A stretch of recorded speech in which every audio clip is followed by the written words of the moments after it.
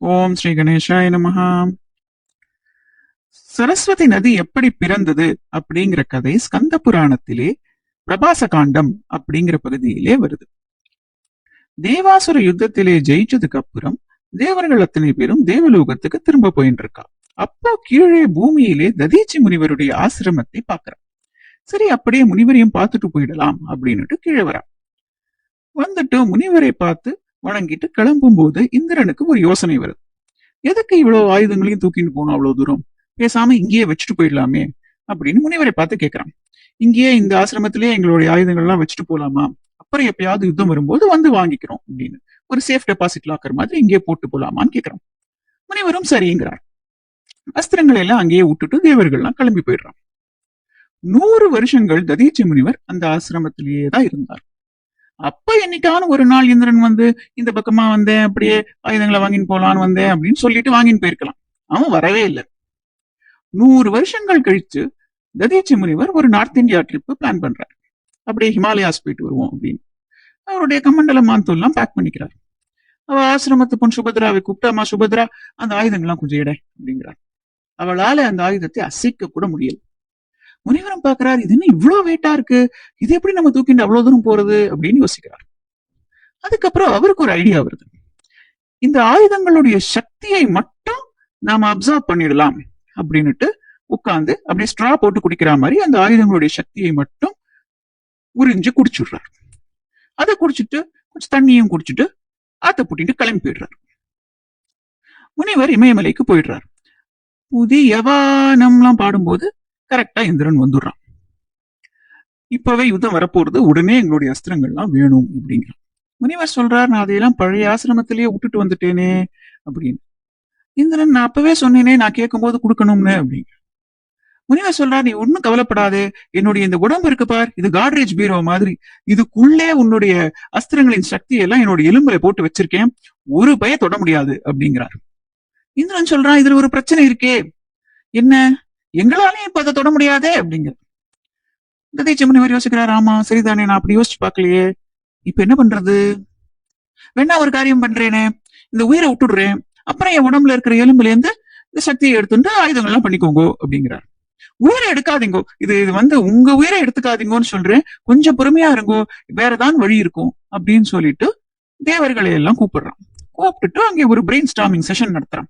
இந்த பாருங்கோ, அதுதான் ததீச்சி முனிவர், அவருடைய எலும்புலயே நம்ம ஆயுதங்களுடைய சக்தி எல்லாம் இருக்கு, அவர் உயிரை எடுக்காம என் உயிரையும் எடுக்காம அந்த எலும்பை மட்டும் எடுக்கணும், அதுக்கு என்ன பண்ணலாம் அப்படின்னு கேட்கிறான்.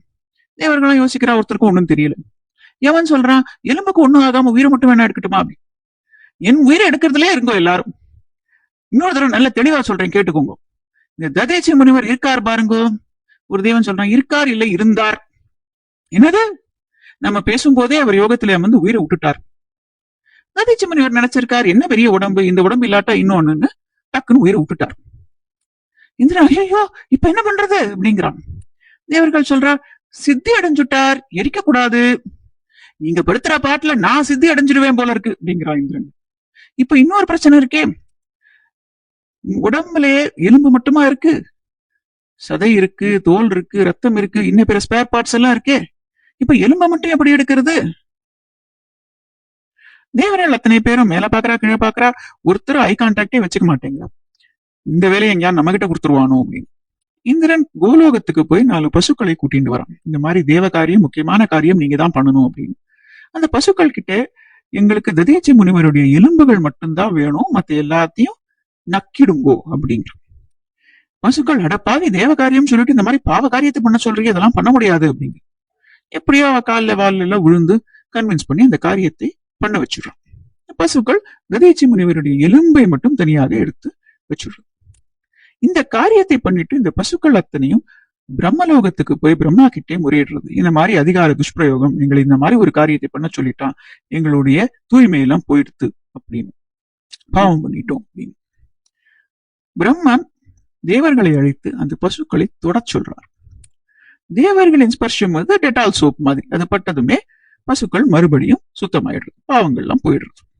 இந்த டெட்டால் சோப் பாருங்கோ 99% ஜெம்ஸ் தானே ஒழிக்கும். அதே மாதிரி தேவர்களுடைய ஸ்பர்ஷம் பசுக்களுடைய வாய்ப்பகுதியை தொடரலை.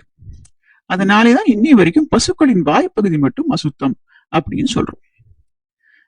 இப்படி பசுக்களை எல்லாம் சானிடைஸ் பண்ணிட்டு ததீச்சி முனிவருடைய எலும்புகளை எல்லாம் ஒரு மூட்டையா கட்டி கொண்டு போய் விஸ்வகர்மா கிட்டே ஒப்படைக்கிறான்.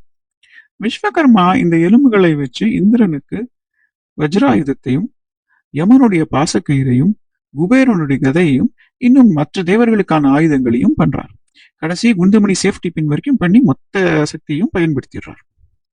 இந்த ஆயுதங்கள் எல்லாம் வச்சுட்டு தேவாசுர போர்ல தேவர்கள் எல்லாம் ஜெயிச்சுடுறான்.